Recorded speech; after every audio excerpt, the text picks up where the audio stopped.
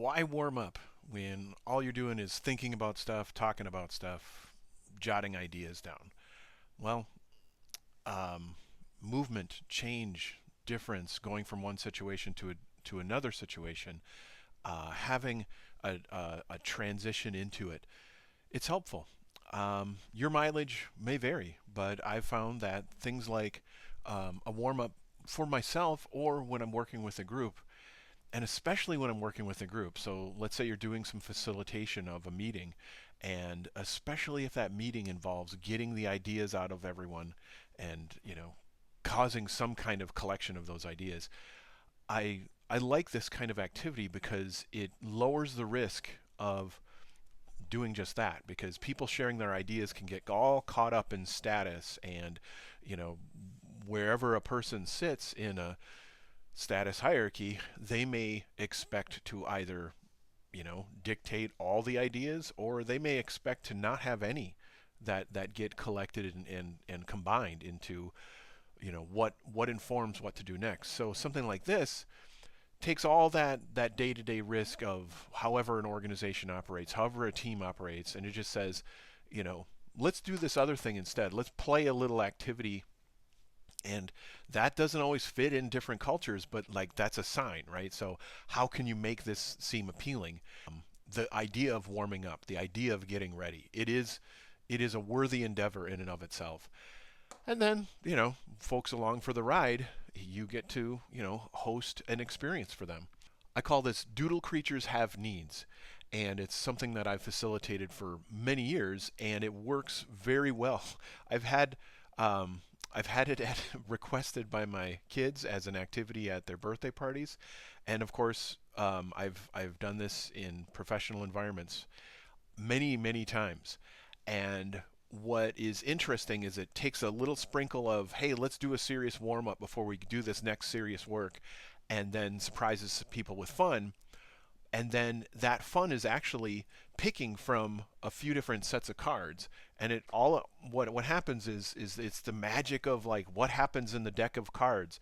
There's some randomity there, so there's a deck of creatures, there's a deck of shapes, and then there's a deck of needs. So the first part of this is what we're going to pick two cards, and they aren't pre-planned.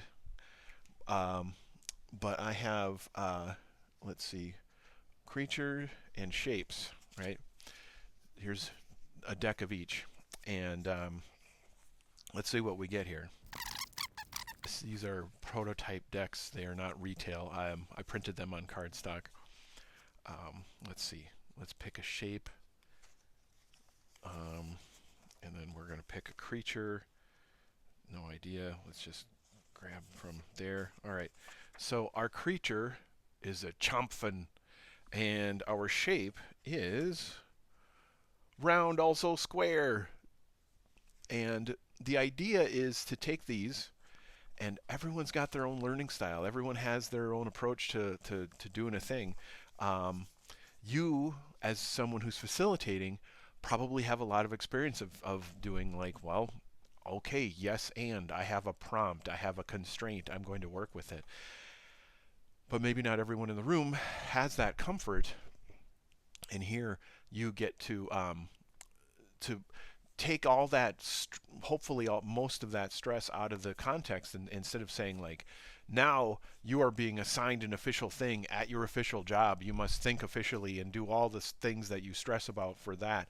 You literally throw that, set that aside, or whatnot, throw it somewhere else, and you say, yes, here you go. You hand out the cards, or you make it up or whatever. But you have a shape, and you have a creature, and you're like, hey, draw a square, also roundish chomphin.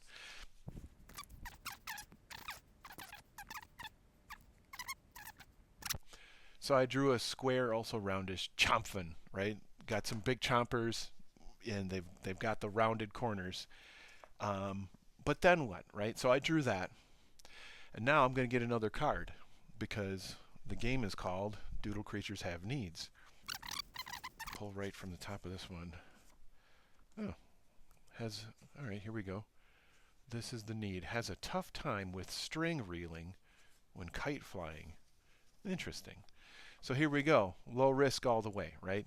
the needs in the deck might be evocative of your situation, but it's a most of us don't work at kite string companies, but some of us do, and this might be serious business. If it's serious business, then put that card aside, grab a different one, get a different need, because this is meant to be exploratory and playful, right? So okay, so Chompfin needs something to help with dealing with kite flying.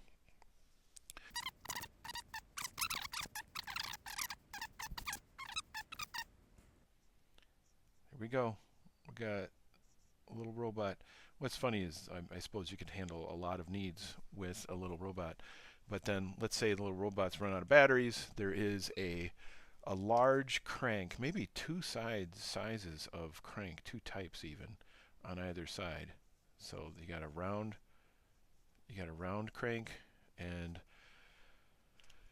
the old-fashioned angular one to be able to wind up the string if your little string bot's batteries are out. There you go. When you're doing this by yourself, that's done. You just sort of got the creative process going. But if you're in a group, there's a lot of magic in this activity. And I'll tell you what, one thing that works fantastic if you have, let's say you have like a meeting of 20 people and you give out like just in little groups of like 4 or 5. Here you go. Someone has the marker at first, and then they draw their thing, and whatever that creature shape is, right? And then they give up the marker, and someone takes a turn to then address the need. So now you even have product design and collaborative perspective taking and all that going on. So yeah, Doodle Creatures Have Needs is a pretty helpful activity. Maybe I'll do a few more. Throw some questions or thoughts in the comments if you want me to draw some more cards, and I'll just do like I don't know, share my thoughts while I'm quickly drawing more creatures. But it's a really useful activity. I highly recommend it. Good luck in your facilitation.